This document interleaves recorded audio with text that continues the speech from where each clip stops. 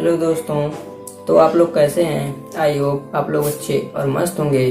तो चलिए आज मैं फिर आप सबके बीच एक स्टोरी वीडियो के साथ उपस्थित हुआ हूँ। जब तक आप लोग वीडियो को पूरा नहीं देखेंगे तब तक आप लोगों को वीडियो पसंद नहीं आएगी।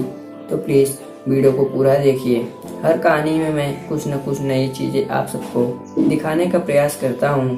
तो पहले आप लोग चैनल को सब्सक्राइब कर लीजिए, उसके बाद वीडियो को शुरू करते हैं। तो चलिए चलते हैं अपनी स्टोरी की तरफ।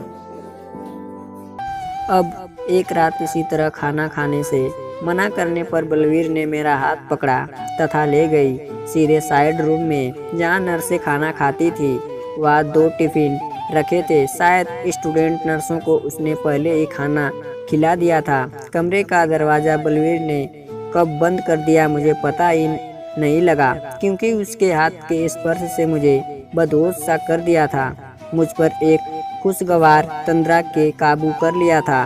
उसकी अलौकिक मादक छुअन, उसके मोहन रंग रूप के आगे मेरी क्या बिसात थी। पर मैं जैसे तैसे ही खुद को उस अविस्मरणीय झील के बदन से डुबाने जा रहा था, तो मुझे उसकी आंखों में एक अजीब दर्प भरी मुस्कान दिखाई पड़ी। मुझे उसकी दृष्टि में एक चुनौती नजर आई। चुनौती इस बात की कि अब देखूं कैसे बचोगे।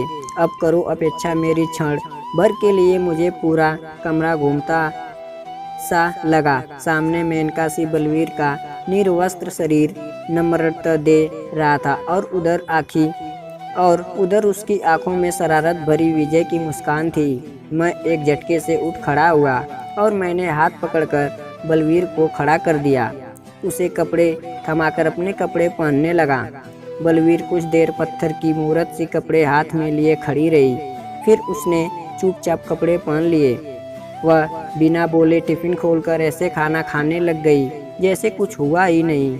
मेरा सिर खाली सा हो गया। एक बार तो पश्चाताप भी हुआ कि जिस मौके के लिए जाने कितने लोग तरसते हैं मैंने नाक खो दिया। पर फिर उसकी विजय दर्प में मुस्कुराती आंखें याद करके संयत हो गया। मैं बिना खाना खाए बाहर जाने लगा तो बलवीर ने हाथ पकड़कर कुर्सी पर बैठा दिया और खाने की थाली मेरे सामने रख दी। मैंने बलवीर की तरफ देखा। उसकी आंखें मेरी आंखों से मिली। मुझे उनमें कोई निविषाद, वितृष्णा, क्रोध अथवा तिरस्कार का भाव नहीं मिला। उन आंखों की ज्वालामुखीय वासना जाने कहाँ लुप्त हो गई थी।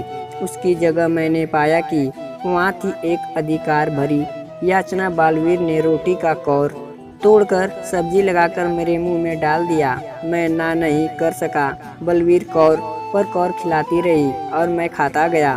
फिर मुझे ध्यान आया कि वह खुद तो खा ही नहीं रही थी और खाना लगभग 3/4 में ही खा चुका था। मैंने कहा, बस अब तुम खाओ।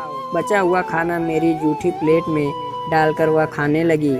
मुझे स्त्री का इस तरह दूसरों का जूठा खाना खाना बहुत बुरा लगता रहा। माँ भी कभी कभार हम भाई बहनों की छोड़ी हुई थाली में खाना खाने लगती तो मैं उसे टोक देता था, परंतु भारतीय स्त्री को जाने परमात्मा ने क्या दिल दिया है कि वह पति पुत्र पत्रों की जूठन को अमृत बनाकर खाती रहती है। शायद इस तरह का व्यवहार स्त्री के अनेक अमोघ अस्त्रों में से एक होता है। जाने क्यों बलवीर का इस तरह खाना खाना मुझे भा गया। खाना खाने के बाद बलवीर ने हीटर पर चाय बनाई।